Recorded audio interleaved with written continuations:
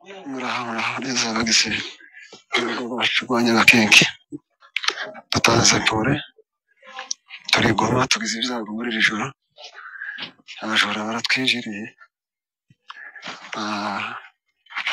barasa David muri hano n'umuhungu we mukuru nita Joy n'umwana wiwe waruvuye Kigali witwa Patrick umuryango wawe mugari mukomeze mwihanganye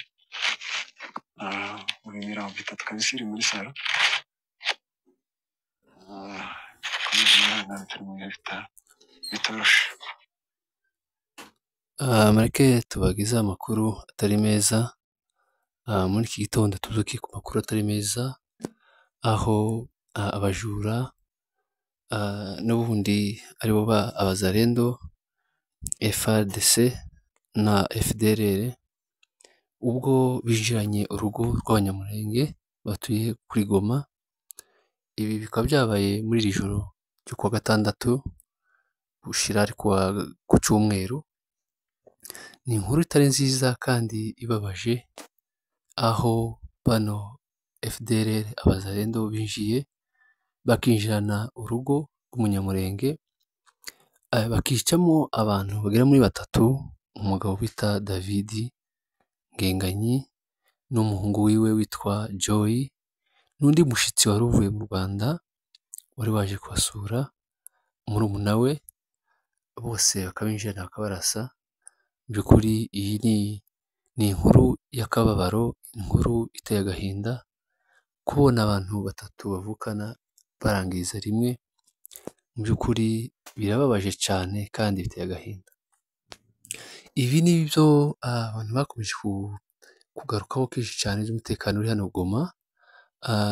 Mu byukuri muzi ejo bundi iminsi yashize mwabonye igitero cyongeye kugaruka hano i Goma.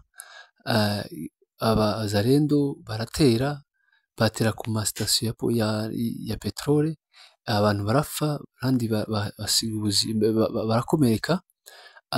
Bivuge ko hano i Goma hakiri abanzi b'igihugu, abanzi b'amahoro. Mu byukuri iki ni ikintu cyo kwitondera. AFC M23 ni ikintu ugomba kureba cyane kuruta ibindi. Umutekano hano Goma ni umutekano ugomba kurebwa kuko uyu mujyi wa Goma utuyemo n'abantu benshi kandi mu mazu ntiwamenya aho abanzi bari, ntiwamenya aho umwanzi aturuka. Rero iki kintu cy'umutekano M23 igomba gukora ibishoboka byose, igakora icyo bita umukwabu, igasaka mu mazu, igakora icyo bita gusafisha umujyi wa Goma. Mu by'ukuri ni inkuru ibabaje kubona abantu 3 bavukana umuryango umwe, abagizi ba nabi aribo abazarendo FDLR na FARDC bapanga umupango cyangwa bacura umugambi wo kwinjirana ingo z'abanyamurenge.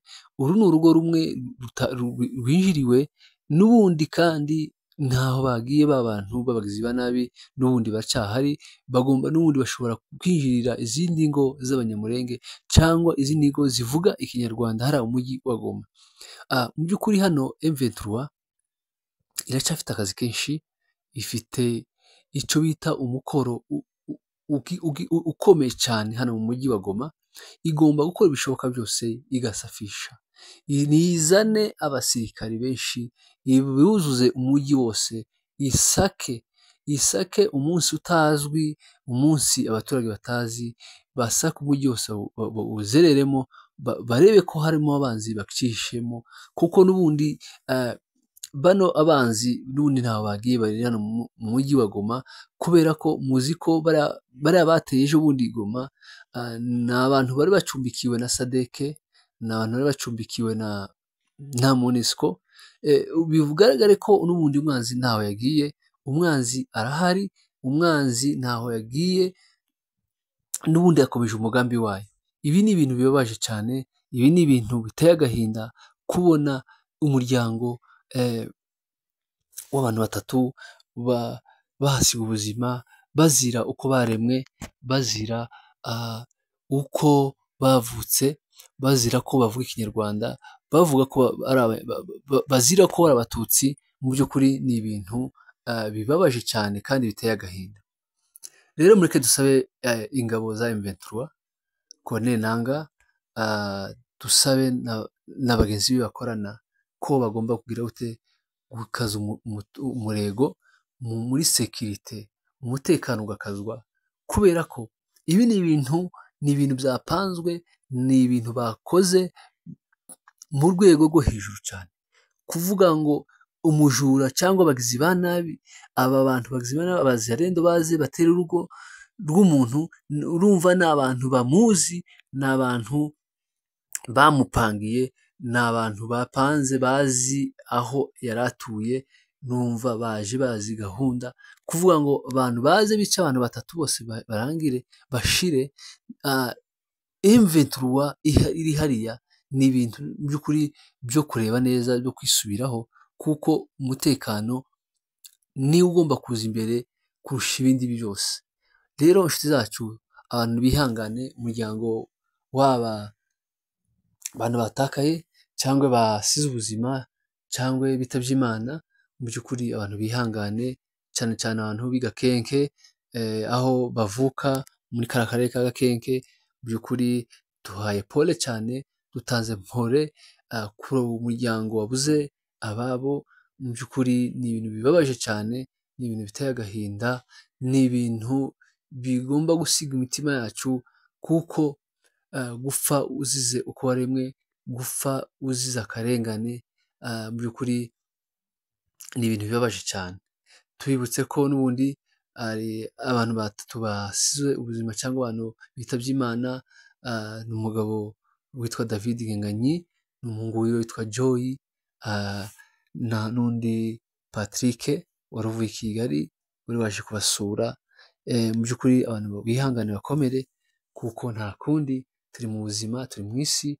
Icyo tuzira kirazwi, icyo tuzira ni ikintu cyapanzwe na leta ya Kongo n'abambari biwe n'abafatanyabyaha n'abandi bose bapanze gukora ibibi byose. Inshuti zacu mwihangane, inshuti zacu mukomere, imbere ni heza.